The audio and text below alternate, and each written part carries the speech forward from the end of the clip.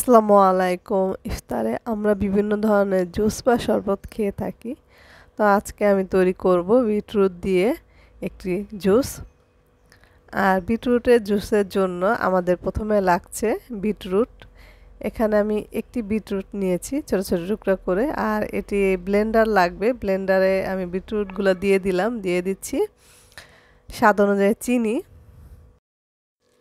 আমি দিলাম 3 টেবিল চামচ পরিমাণ চিনি, দিয়ে দিচ্ছি পানি একটু, এখন দিয়ে দিচ্ছি বরফ।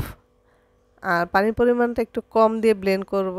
এরপর ব্লেন্ড হয়ে আসলে আমি ওই পানির পরিমাণটা বাড়িয়ে দিয়েছি আর কিছুটা পানি অ্যাড করেছি।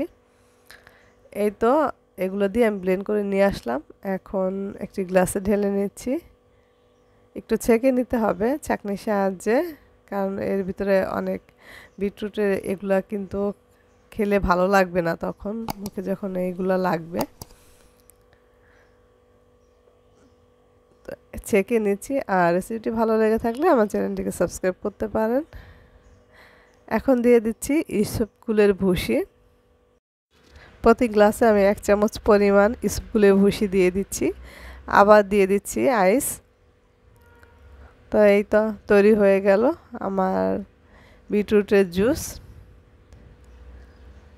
ইফতারে কিন্তু খুবই স্বাস্থ্যকর একটি জুস।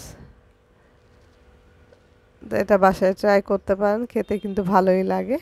তো সবাই ভালো থাকবেন। আল্লাহ হাফেজ।